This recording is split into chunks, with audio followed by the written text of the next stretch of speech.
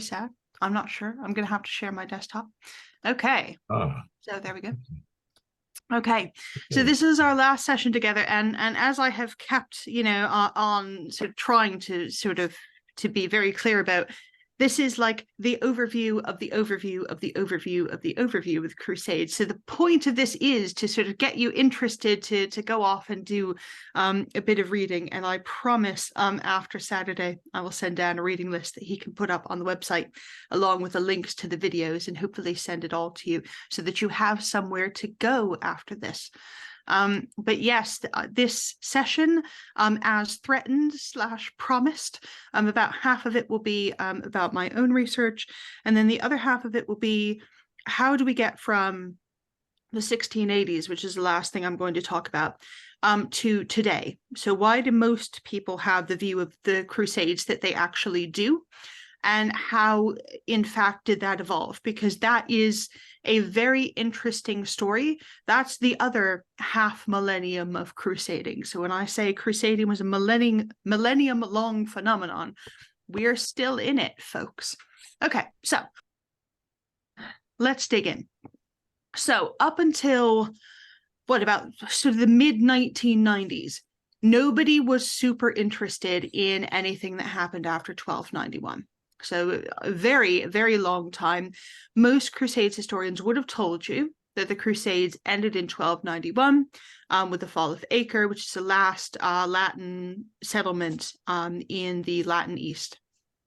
Then this book came out. Professor Norman Housley, late of the University of Leicester, he's now retired, brought out this book, which I do commend to you. It's an academic book, but actually it can be read as a popular history as well. It's not sort of beyond the enthusiast. This book was a significant reassessment of what crusading actually was, how it evolved, how it continued long beyond 1291. So he stops at the siege of Alcazar in 1580, which was against the Moors.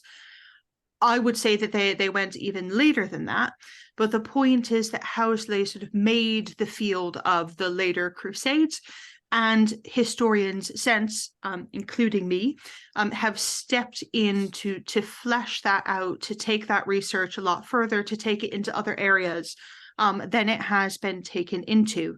So my own interest is the later Crusades between England and Central Europe, which is something that people haven't really done before, which is why I get to write a PhD on it and say that I'm making a new contribution to knowledge. There are other people, very interestingly, who have worked on how the Crusades worked with the waning of the papacy. So what happened to crusading? I mean, what happened to the papacy because of crusading?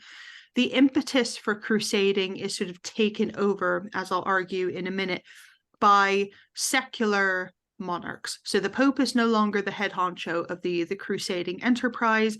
But why does that happen? Is it because of the Avignon papacy? At one point in one year, there are actually 3 different popes going on. Is that, for example, why the crusading enterprise sort of takes on new and more secular dimensions? So all of those are very interesting questions. It is a very hot and growing sort of area of Crusades research. So you're getting the cutting edge stuff here, folks. But I do commend Norman's book to you. The interesting thing is what's on the cover there is Pope Pius II. And this is him going into Ancona in 1464. And what you can see sort of behind him in the harbor, if you can, minutely sort of peer into your iPads or whatever, those are the ships that are waiting to take the Crusaders across the Adriatic on the crusade that Pius II had been trying, I think, for the best part of 30 years to put together. Pius II gets to Ancona, he sees the ships out his window, and he dies. That's what happens to Pius, alas. Anyway, right, so my stuff. Bana, it's Henry VIII. This is Henry VIII, not like the very fat Holbein photo or painting that everybody knows. This is him about 10 years before that Holbein painting. This is him in 1530-ish. As I said, most of the impetus for crusading, and definitely sort of almost all of the leadership for any potential crusade, had by the 1520s been vested in secular monarchs. The Pope could sort of write letters to people saying, chaps, why don't we put together a crusade? But if a crusade was actually going to be financed, if it was actually going to be led, if it was going to get off the ground at all, secular rulers needed to do it. And so Henry VIII and his chancellor, Cardinal Wolsey, and we'll talk about this in a minute, they attempt twice, 2 different times, to put together, to negotiate a pan-European universal peace. And all of the peace treaties around this time, all the diplomatic correspondence is saying things like, dear Francis of France, dear Charles V, the Holy Roman Emperor, dear various different rulers in Italy, if we all come together, France and the Holy Roman Empire had been at war for the best part of 30 years by the time of the 1520s over various different possessions in Italy. These are called the Italian Wars. They start, actually, say about 1483. So they've been going for the best part of 40 years by the time the universal peace of 1518 first begins to be negotiated. And the pitch that Wolsey makes, and the pitch that Henry VIII makes, is, look, we can have a universal peace. We can stop this Christian on Christian warfare between France and Germany, essentially, over a bunch of different possessions in Italy. And rather than turning our armies against each other, we can turn them against the Turks instead. This should sound familiar to anyone who sort of recalls what I said about Urban II's call for the First Crusade. Turn your attentions on external enemies to Christendom so that you don't keep having warfare within Christendom. Now, this sort of kind of works, not because anyone is really interested in a universal peace, but more so because both Charles and the King of France need time to regroup. So the peace, the Treaty of London, 1518, is a so-called universal peace. Now, the interesting thing about this is, why would Henry want to do this? Why would Wolsey want to do this? Well, Wolsey does it because he wants to be elected Pope. He doesn't get elected Pope at the next conclave. Poor Wolsey. Henry VIII wanted it because the person, the monarch, to negotiate a universal peace would essentially be kind of crowning himself the ruler of Christendom. This is normally something that the Holy Roman Emperor should be doing. But given that the Holy Roman Emperor was one of the belligerents in the war, the idea that Henry and Wolsey have is, we can suddenly make England a third major player on the continent of Europe, alongside France and the Holy Roman Empire. And we can do this. We can get Wolsey made Pope. He'd be only the second English Pope ever. We can do this. This could be amazing. This happens in the lead up to the famous Field of the Cloth of Gold, the meeting between Henry and Francis of France, which happens in 1520. Charles V actually comes to London in 1523. He is sort of fated. There's all kinds of different pageant plays and things like that. Quite a lot of them actually have to do with crusading. But the universal peace falls apart. Charles and Francis go to war again. Francis gets captured at the Battle of Pavia, and so he actually becomes the Holy Roman Emperor's prisoner. So the King of France is in prison by the Holy Roman Emperor. And Henry and Wolsey see another opening. Okay, Charles is in prison. Francis is in prison. Charles has him in prison. We can negotiate. We can negotiate between these two. We can have another universal peace. We can try to have another bite of the cherry, as it were. And so I spent quite a lot of time in my thesis talking about the ins and outs and ups and downs of this. We'll talk about the bit related to Hungary in a minute, just because it's so interesting. But the important thing to remember with Henry is that you might be thinking to yourself, well, all of this is because, Henry, he has just been made the defender of the faith in 1521.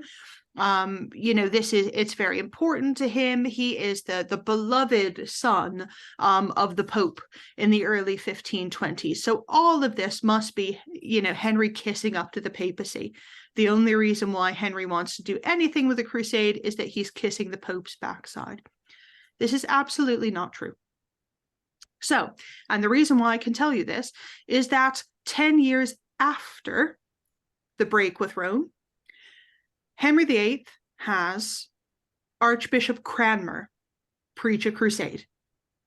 So, Archbishop Cranmer preaches a crusade in 1543.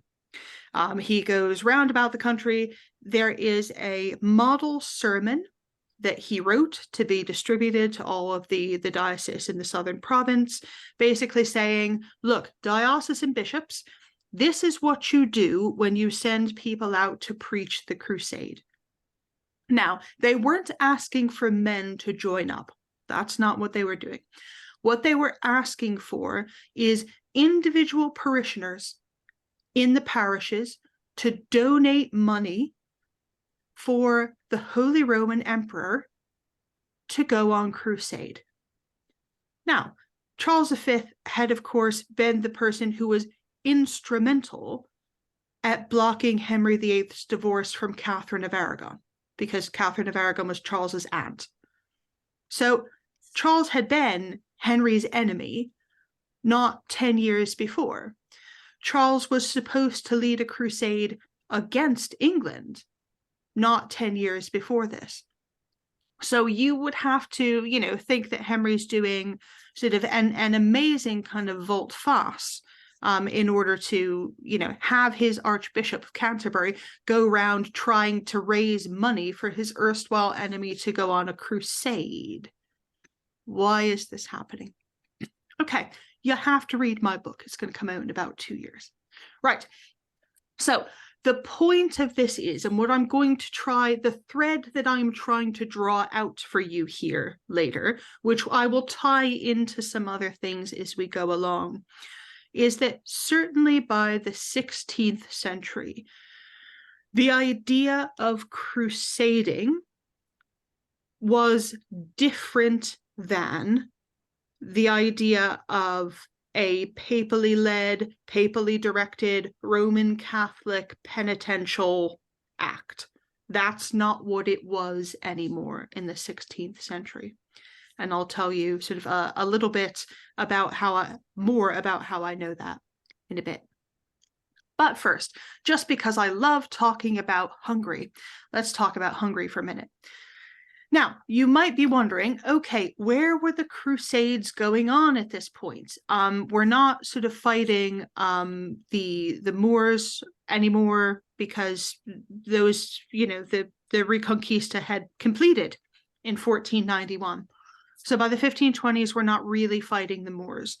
We're not really fighting in North Africa anymore. Charles he would lead a crusade there in 1535. But North Africa was sort of the Holy Roman Empire's thing, so no Englishmen were going out there. Where were they going? They were going to Hungary, because since 1453 and the capture of Constantinople, the Ottoman Empire had been expanding very rapidly into the Peloponnese, into the Balkans. They had made it up as far as sort of the Black Sea coast in what is now Bulgaria. They had taken over the Kingdom of Serbia, which had turned into a Ottoman kind of protectorate. For any of you who remember the wars in Serbia and Kosovo and things like that in the early 1990s, this is why there are Muslim people to fight against the Christian people in those wars in Bosnia, Serbia, etc. in the 1990s. That's why those wars happened. Right, so the Ottoman Empire is sort of steamrollering up through the Balkans. They make it as far, so this sort of black thing was the Kingdom of Hungary before the 29th of August, 1526. After the 29th of August, 1526, the Thing of Hungary fractures into three. Why? Well, the last king of Hungary, the last Jagiellon king of Hungary, Louis II, knew as early as, February 1526, that the Ottomans were coming for him. His predecessors had been fighting the Ottomans since the 1460s, and the Ottomans had made more and more progress each year. But this was the big one. Finally, this was the big one. So Louis II wrote letters to basically every monarch, every ruler, every prince, every bishop, everybody in Western Europe, saying, please send men, please send money. This is the big one. I'm going to be killed. My kingdom is going to be annihilated unless you send help. The Holy Roman Emperor was not interested because he was too busy fighting France. The King of France had just got out of jail, but had to give up his sons in his stead. So Charles V was holding the King of France's sons prisoner for his good behavior. So Francis I of France was not interested in helping in a crusade. The rulers of Italy couldn't help because they had been invaded by Charles. Nobody had men, nobody had money to send, except the King of England. And so Louis writes a series of letters to Henry and to Cardinal Wolsey saying, this is the big one, please help, oh my God, help. Henry does actually send money. He is the only sort of viable person to go to for money at this time. He actually does send money. It arrives too late. On the 29th of August, 1526, a significantly larger Ottoman force, around about 35,000 or so, met the Hungarian force of round about 15,000 and slaughtered them basically to a man. King Louis of Hungary tried to escape from the battle, but he fell into a stream in all of his armor, couldn't get out of the stream, and drowned. This left Hungary without a king. Or unfortunately, it left Hungary with two kings. There were two rival claimants, both of which wanted the money that Henry VIII had assigned to the crusade in Hungary. So they both write to Cardinal Wolsey saying, I can has crusade subvention, please. Now, one of the claimants to Hungary was the brother of Charles V, the Holy Roman Emperor. The other one was the voivode of Transylvania, so the ruler of Transylvania. Both of them said that they had excellent claims to the throne. Both of them said that they were Louis's next heir. And there was, of course, a succession crisis. Now, Wolsey was one of those people who said, never let a good crisis go to waste. He, sort of seeing their two rival claimants, writes to Henry saying, look, we can play these two chaps off against each other, and we can use them to each sort of goad Charles, the Holy Roman Emperor, into making another universal peace. We can do this. I think Wolsey hoped that there would be another papal conclave. There definitely wasn't. At least not before he died. So Wolsey has this sort of grand machination strategy. Henry sees it as a way to sort of push himself forward as the defender of the faith, as the sort of natural ruler of Christendom. The only problem is that Charles V, the Holy Roman Emperor, saw right through Henry. He knew precisely what Henry was trying to do. And so Charles kept saying, oh, yes, Henry, yes, we'll go on crusade. We can go on crusade tomorrow. All you have to do is let me negotiate the universal peace. So Charles is trying to call Henry's bluff, saying, yes, absolutely, a crusade is wonderful. We need to go against the Ottomans. They're the biggest threat to Christendom that there is. You know, I'm down with a crusade. And of course, Henry and Wolsey are very sort of diplomatically saying, yeah, but not like that. Because crusading, and this is the part to take from this is the argument that I'm making. Crusading, yes, by the 16th century, it did occasionally involve physical combat with the enemies of Christendom, with the people who are coming in, capturing Christian territories. The Ottomans would, as was sort of common custom at the time, take Christian prisoners and sell them off as slaves. There was quite a lot of slavery going on in the Ottoman Empire. So, there were legitimate reasons to go on crusade. And there were the same sort of legitimate reasons that there had been in the First Crusade, to save Christendom from an aggressive, expansionist neighbor that happened to be doing what looked quite a lot like a genocide. But as good and sort of beautiful and pure as those salvationary motives were, that's not how the negotiations actually go down, how they actually take place. Now, the reason why, or one of the reasons why, there was no universal peace in 1526-27 is that Henry started to getting distracted by one Mistress Anne Boleyn. So you start seeing in diplomatic dispatches in the summer of 1527, Charles V's ambassador in England writes to Charles, His Majesty dislikes being disturbed with business just now.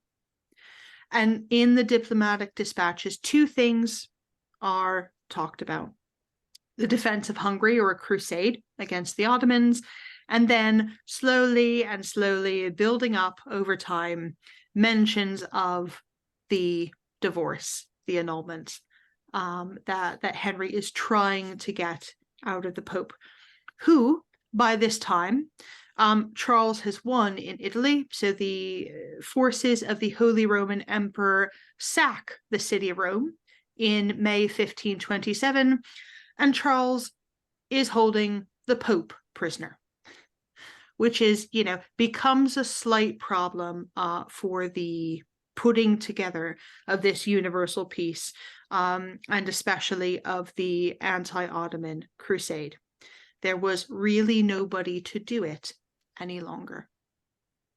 Okay, so this is an interlude about one crusade that kind of happens, kind of doesn't happen. The negotiations around it are very interesting. But crusading, it has often been said in the historiography that the idea of crusading sort of fades away. It becomes not as important at the end of the Middle Ages. I would argue that it is just as important, but in a very different way. It becomes a very different thing. It becomes something that you do for the defense of Christendom. And the most interesting thing as you go into the era of the Reformation/Reformations is the fact that the idea of Christendom as something that unites every Christian realm, whether it is Protestant, whether it is Catholic, whether it is anything else, that concept remains the same, remains good and strong, and something that unites people across confessional lines. And I will give you an example of that. So, can anybody tell me where this painting is, by the way? Does anyone know? Has anyone ever seen it? Okay, it's at the National Maritime Museum at Greenwich. So if you go down to Greenwich, you can, or I guess go up to Greenwich for most of you, you can actually see this painting. Now, why is there a painting of a battle that took place in the waters off of Greece between people led by the Pope the Catholic Holy Roman Emperor, the Catholic Spanish, the Catholic Italians, the Catholic Sovereign Order of Malta.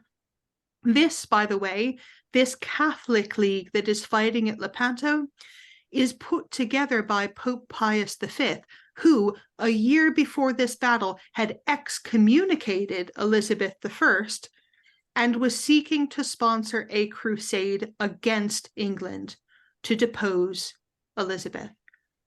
But yet, Elizabeth I orders prayers and processions for the success of the Holy League, for the success of people who up until about 6 months before this had been her sworn enemies, trying to depose and kill her.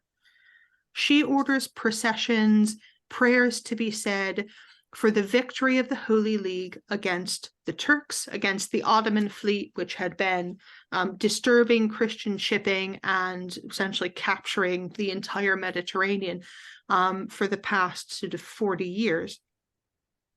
And when the Holy League wins, Elizabeth I orders bonfires and fireworks and celebration parties to be happening for the success of her enemies against the Turks. Likewise, James VI of Scotland, who later becomes James I of England, writes an epic poem. There was no more Calvinist than James VI of Scotland, and yet he writes a celebratory epic poem. It's widely published both in Scotland and England, and he has it reissued when he becomes King of England. Okay, so this should be telling you, or I hope at least that this is telling you, that there's something about crusading, and especially something about the defense of Christendom that crosses normal confessional lines in a way that I don't think many of us have heard about if we haven't spent a great deal of time studying this era. Okay, I'll give you another example as well. All right, here is the Polish relief of Vienna in 1683. So the chap on the horse is King John III Sobieski of Poland, and this is a mural of his having relieved the siege. So the Ottoman Empire had been besieging Vienna for about a month and a half in the summer of 1683. They rocked up there in July, and on the 12th of September, the Poles, you can see the winged hussars here in the background. They make a really splendid charge. They break the Ottoman lines. The Ottomans are driven back, and this is 1683 becomes the end of Ottoman expansionism in Europe. So this mural is Jan Sobieski writing to the Pope saying, hey, we've won, we've won. You can see, because this is, it's seen as a miracle, certainly in Poland and the Holy Roman Empire, you can see, that the rainbow of God and the Holy Ghost sort of soaring high above the crusading army here. Now, some of you might notice, okay, 12th of September, 1683. Now, most people outside of Central and Eastern Europe, either they don't know about this or they've forgotten about this. One set of people who did not forget about this are the Taliban. So on the 11th of September, 1683, this is when things start going really pear-shaped for the Ottomans, preparing the way for the Poles to sort of win through the next day. So there is an idea in Arabic historiography that sort of the 11th of September is the death knell, as it were, for Arab, or I should say for Muslim expansionism into Europe. That's why they attacked on September the 11th, 2001. It's revenge. So we might forget these dates. People who are sort of using this definitely don't. So we'll come on to the historiography of that in a bit. But I want to pause for a second because I've gone very briefly through a bunch of different examples. And, we could spend an entire sort of 4 sessions just on the concept of Christendom, what it is, who it affects, how it evolves, what it actually is, especially during the Reformation, which is very, very interesting. But I'm using these examples to point out that there is something called Christendom, and there is a concept ongoing into the very late 17th century of crusading as a sort of, not necessarily a civilizational war, but definitely a war of sort of the brotherhood of nations that are Christian against, those who would sort of, depredate them, as it were. Okay, so we have, we're talking about Lepanto, we're talking about the Polish relief of Vienna, we're talking about, Henry VIII and Cardinal Wolsey trying to save Christendom from the Turks. All of these, they're seen as very wonderful and beautiful and meritorious things. So how did we get to the sense of the Crusades being, barbarous and horrible and all about fanaticism, etc., etc.? Okay, we're going to talk about that and then we'll sort of wrap up. Okay, so I'm going to start with John Fox's Acts and Monuments. Most of you will know it as Fox's Book of Martyrs. So this is a quote from Book 4 of Fox's Book of Martyrs. And if we read it, I'll read it out to you because it's very interesting. Okay, he says, "And what marvel then, our doctrine being corrupt almost as his," meaning the Pope's, "and our conversation worse, if Christ fight not with us, fighting against the Turk? The Turk hath prevailed so mightily, not because Christ is weak, but because Christians be wicked, and their doctrine impure. Our temples with images, our hearts with idolatry are polluted.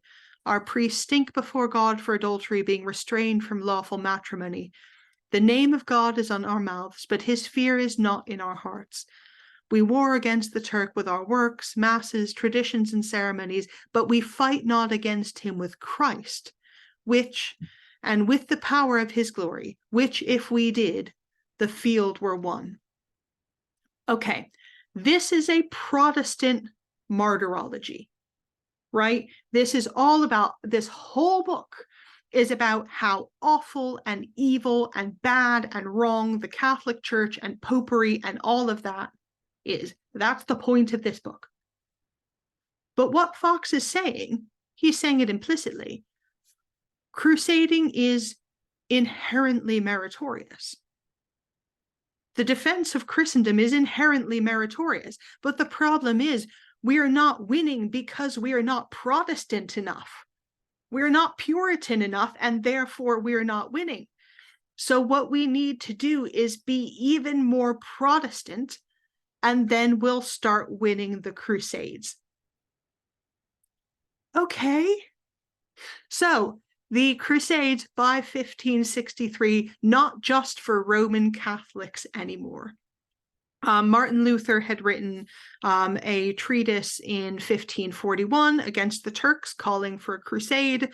Martin Luther, the other reformers, have absolutely no problem with crusading as a concept. They have a big problem with the Pope leading the crusade, but they don't have a problem with crusading as such, up until sort of at least the 1580s or so. Okay, then how do things change? Why do things change? Well, let's go through this sort of quickly. All right, the first time in English language historiography that I can point out to you why things change is Thomas Fuller's History of the Holy War. Now, Thomas Fuller, you can see that he's writing about the time of the English Civil War. Fuller is a royalist, but he's a moderate. So he is an equal opportunity offender. The Puritans, the sort of Commonwealth people, detest him, But the really high royalists don't like him either, because he's not involved in this sort of divine right of the monarchy thing. He doesn't hold with that at all. So he supports the king, but he's a moderate. And he writes what's probably the first professional history of the Crusades in the English language. He actually goes to original documents. He uses sort of, proper historiographical sources that I would use, for example. I mean, he doesn't have access to a huge number of them, but he's in Cambridge. He's a fellow of Sydney, Sussex by this time, so he has access to good materials. But he writes an entirely negative view of the Crusades. He calls them a quicksand to swallow treasure. He was really markedly negative about religious fanaticism. Fuller's idea was that, this was one set of, horrible, evil bigots against another set of horrible, evil bigots. And, the less sort of said about the Crusades, the better. Now, I want to point out again the date at which he is writing this. And with all of this historiography, what I'm going to sort of point out to you is that as much as historians say, oh yes, we're completely, dispassionate observers, we are using good sort of documentation and things like that, when you're writing history, you're always responding to the conditions and stuff that are happening around you. So what Fuller sees happening around him are two sort of entrenched sides of fanatics fighting against each other. He wants no part of it. He's sort of mapping his experience of the run-up to the Civil War onto the Crusades, and is sort of writing from that angle. Fuller is not the only one. So obviously there are, in the early 17th century, there are the wars of religion in Europe. There's the 30 Years' War. Hundreds of thousands of people are being slaughtered on the European continent in wars over religion. This affects the way in which people write about the Crusades. Well, if wars of religion in Europe are bad, then that must sort of color the way that we talk and think about the Crusades. This becomes really pronounced in what we like to call the Enlightenment. Look at that smug so-and-so Voltaire sort of smirking at you. Okay, so David Hume, Voltaire, Edward Gibbon, they're all using the Crusades as a way to critique religion. To say, obviously, just look at these morons and these fanatics going long distances to slaughter people just because of fanaticism. This is an abuse of papal authority, it's barbarism, it's genocide, it's etc. But they're using the Crusades as a way to hit out at religion full stop, because that's kind of their program, as it were. The interesting thing is, this is when we start seeing the word crusade used.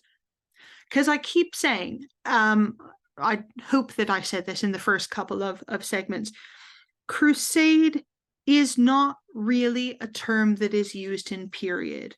You see it a couple times in the 13th century, but usually, as I said, it was negocium crucis, so the business of the cross, or it was the holy voyage, or it was, some kind of phrase like that.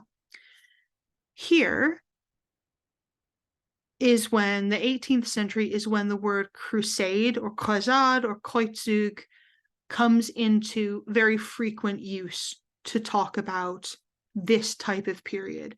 This is also when Edward Gibbon, coins the phrase the Byzantine Empire. So these are the sort of foundations of historiography that we're talking about. That being said, Gottfried Leibniz, who was sort of the German Enlightenment, in himself, in one person, is kind of looking through Crusades history, and he says, look, so Louis XIV, like you want to expand the French Empire. Actually, these 13th century plans for a crusade to Egypt, in order to sort of conquer, actually, that seems like a really good idea. Maybe we could do this. And Louis's ambassador turns to Leibniz and says, and he writes this down later in a letter, don't talk to me about crusading. You know that hasn't been in fashion since the days of St. Louis.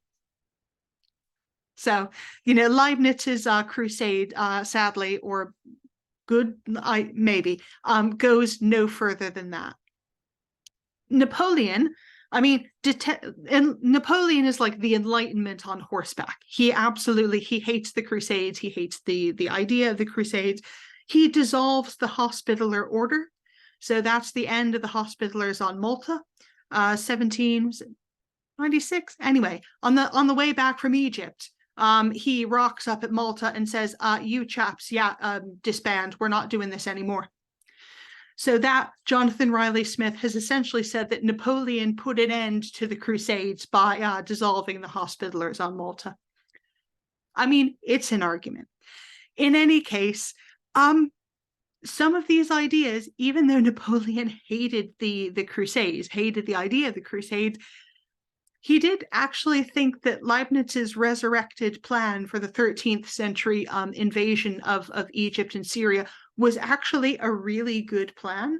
And so he does use this in some of his campaigns in Egypt and Syria. So they knew what they were doing invading Egypt in the 13th century, just saying, although it never really worked out for them.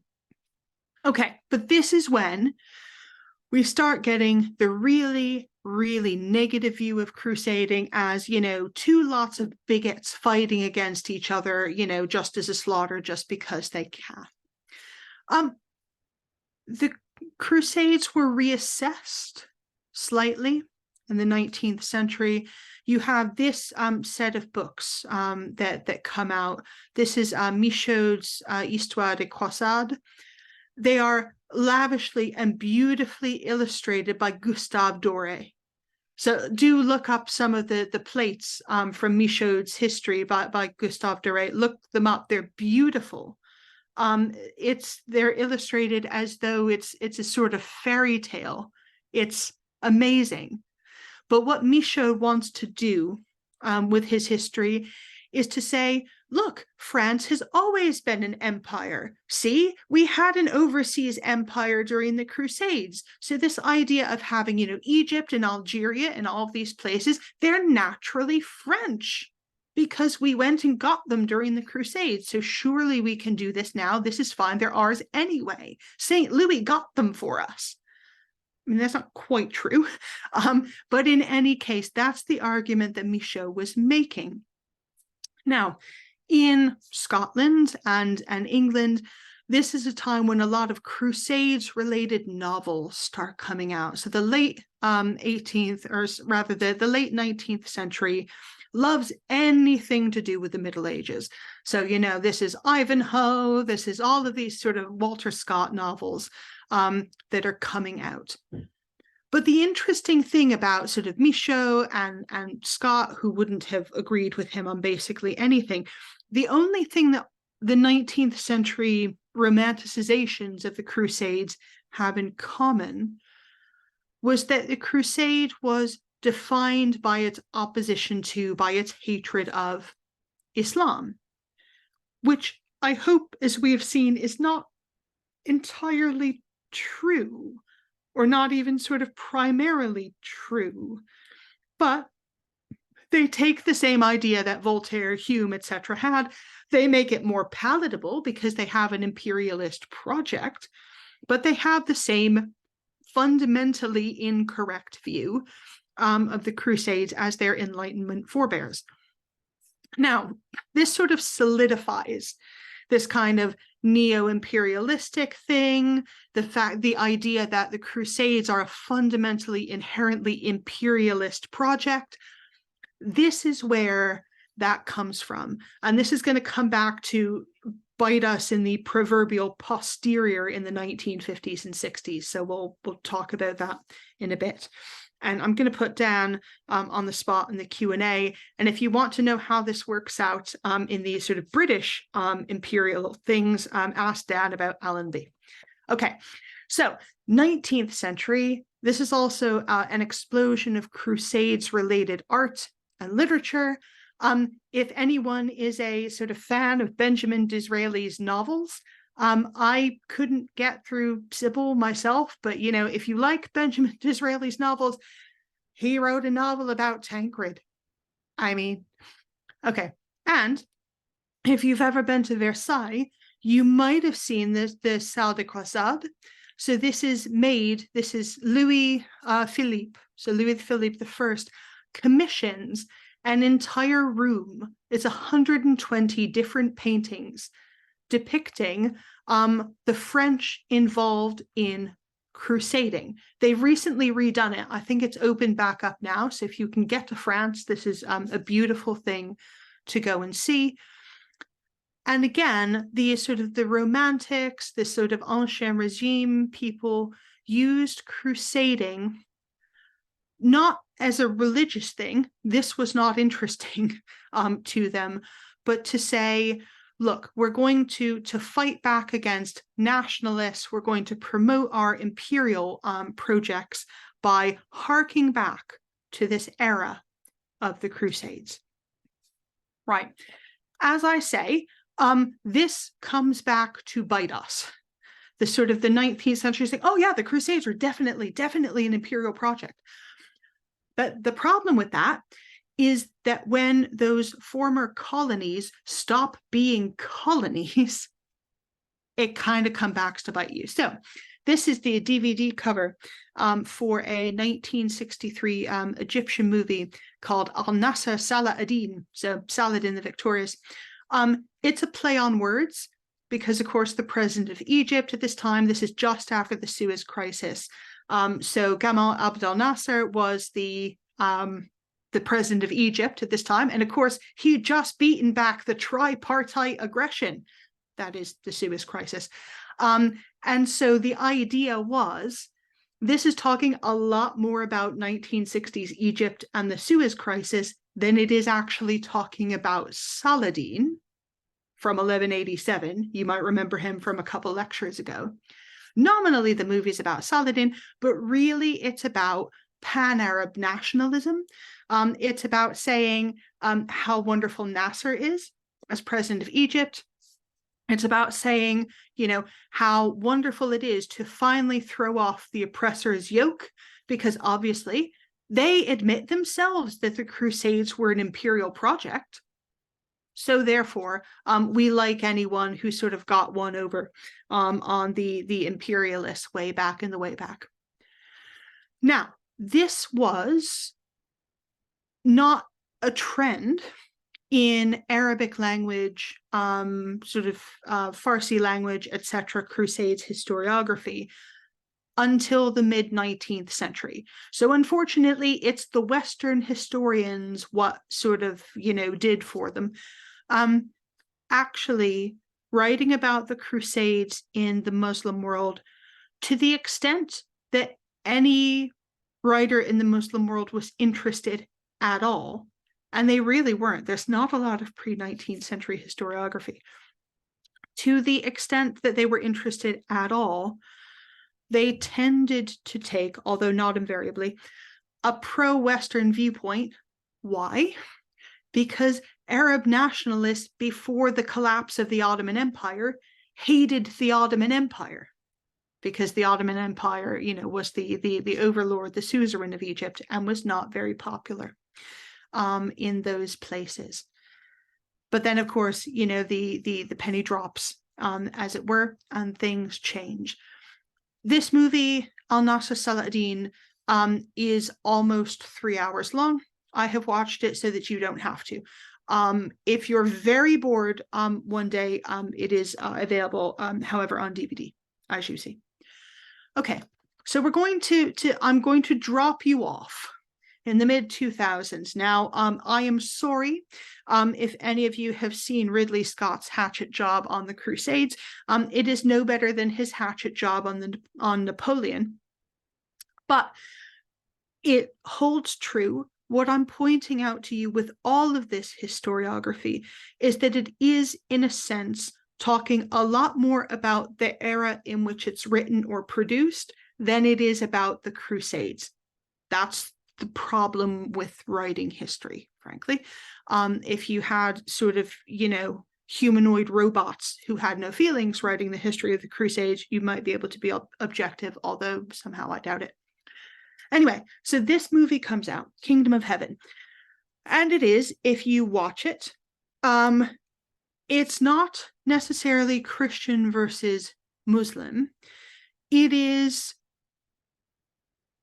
beautiful, sort of, lovely, secular type humanists in each camp against frothing at the mouth bigots. And everything is sort of seen through the lens of modern anxieties about terrorism, religious extremism. This comes out sort of 4 years after 9/11. And the war in Iraq is, heating up at this time. And this is a lot more about George W. Bush's crusade in Iraq than it actually is about the Crusades. So this is a sort of tour through the historiography. And I think this is where I'll sort of drop you off.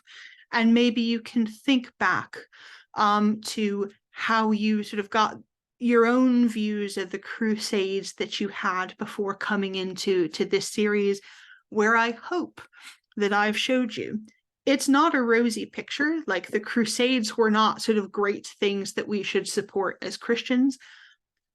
But the point that I've been trying to make over 4 sessions is things were just slightly more nuanced than the historiography and the stuff that comes out about the Crusades would probably lead you to believe.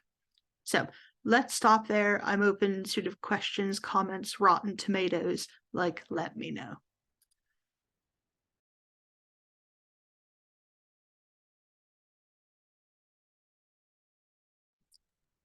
All right, what we got, folks? Okay. Oh, Chris. Chris says, was the Fourth Crusade the nadir of the Crusades, in that the Crusaders decided to sack Constantinople instead of heading to the Holy Land? I suppose you could argue that. So we sort of touched on this briefly last time. You remember the Fourth Crusade, where the Crusaders engaged quite a bit more Venetian shipping than they actually needed in order to make it to Egypt, which was the original sort of destination that they had in mind. And the Venetians said, look, you need to pay us the money. If you decide to go and help us put our puppet emperor on the throne of the Byzantine Empire instead, we'll sort of forgive your debt. The Pope would have sworn up and down, and he did swear up and down till he was blue in the face, that he had absolutely nothing to do with this. So Innocent III wrote a sort of general letter saying, this is awful, this is horrible, weren't me, Gov, I didn't do this, I promise, it was not sort of my idea. But even though, yes, I mean, the Venetians looted Constantinople horribly, even though the Byzantines got their empire back in 1261, it sort of fatally weakened it such that it was actually open to Ottoman depredations when the Ottomans came into existence. I think you can probably go lower. I think probably the Albigensian Crusade was lower. So you'll have to watch last week's lecture to see sort of just how low you can go.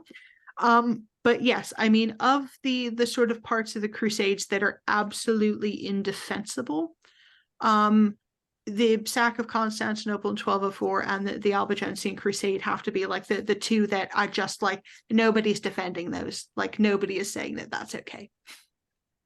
Okay, I think Margaret was next.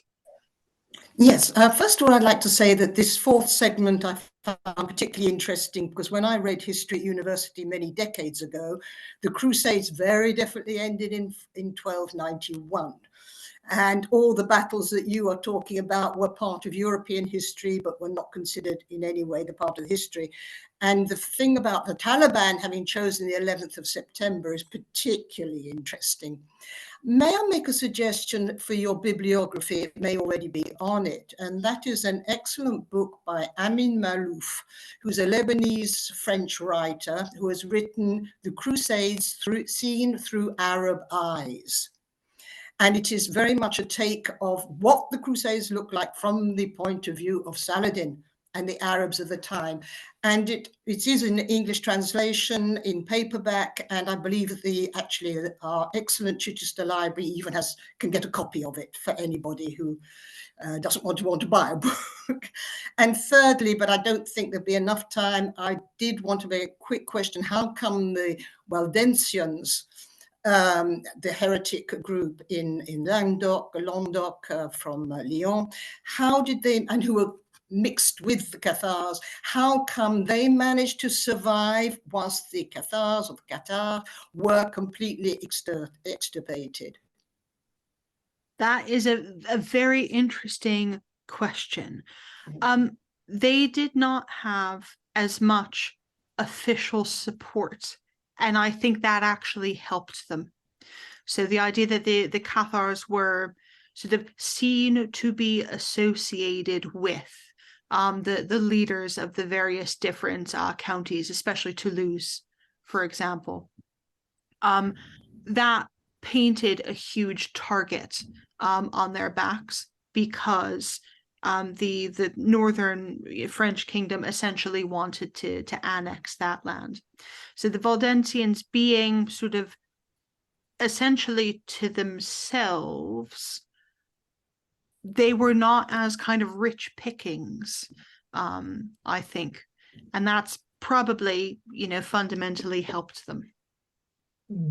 Did it help them as well that they did believe in procreation, whereas the Cathars were completely against the tenets of the Catholic Church, where you were not allowed to procreate, which would actually have seen the end of the Cathars anyway, because not having any children, they would have disappeared just by natural, yes, quite, natural causes. Yeah, I think that probably also helped. Okay, thank you very much. All right, Chris, what you got? Oh, right. Yes, apologies if this is a repeat of something you said last week, but Kate Moss, novelist from Chichester, has written the book Citadel. Did you comment on this last week? And I wondered if you'd read it and what I haven't read it. I haven't either, but it's a part of a historical trilogy, and it starts with the Cathar siege. Okay, I just wondered. All right, other Chris. Hello, yes, from a holiday from Malta. So I just want to put in a word for the Maltese. Excellent. They're very proud of the siege, which they survived with the Hospitallers. My Maltese knight is wearing red, and I've got a feeling that he ought to be sable rather than jewels. But the red ones probably sell better. Yeah. I mean, no, actually, so for the sort of battle dress, which is what he's wearing, actually that is correct. So they've sold you the right knight. And I do go to Malta. I mean, that is absolutely fabulous stuff. If you can't, make it all the way to Malta, at least go to St. John's Gate in London, which has a lovely it's a sort of small jewel box of a museum that traces the history of the Hospitaller order from its foundation in Jerusalem all the way to the siege of Malta. So do go. I commend it to you. Right. What else we got, folks?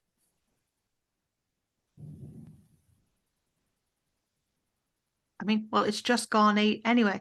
It's sad that nobody asked Dan about Allenby. Well, you have to toddle over to his actual sort of course on British imperialism and ask him there.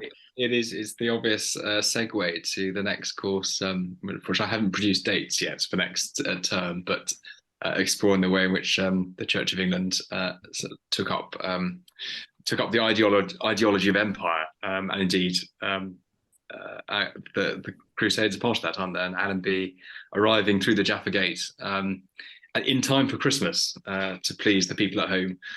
So I think he's declared the Crusades complete as he arrived with the exacting British modesty. So yes, there's plenty to move on to there. Next time we'll be looking at some of that. You'll back to me lecturing, but Charlotte, I think even the word crusade, a lot of these words get bandied around along with empire, imperialism, colonialism, and you've really helped us untangle the word crusade and given it a great deal of texture, which next time someone uses the word crusade in casual conversation in an ignorant manner, we will use our learning to challenge and but also to look afresh, I suppose, when we see pictures of English football hooligans wearing Crusader outfits in inappropriate locations. We'll see it all fresh with new eyes, thanks to your superb series, for which we're all immensely grateful. And we hope you'll come back again to the network. We wish you the very best of luck for your Viva. Given how well you've communicated your learning, I'm sure we all feel entirely confident you're going to pass with flying colours. Your understanding of the subject is second to none. So a big thank you from all of us. And we wish all of you a very happy Christmas when time comes, if I don't see any of you before then. But thanks everybody, and thank you, Charlotte. Do send your invoice through, Charlotte. Yes. All right. Yes. Thanks, folks. I've really enjoyed it. I hope you have too. Yes, very much. Bye-bye. Bye.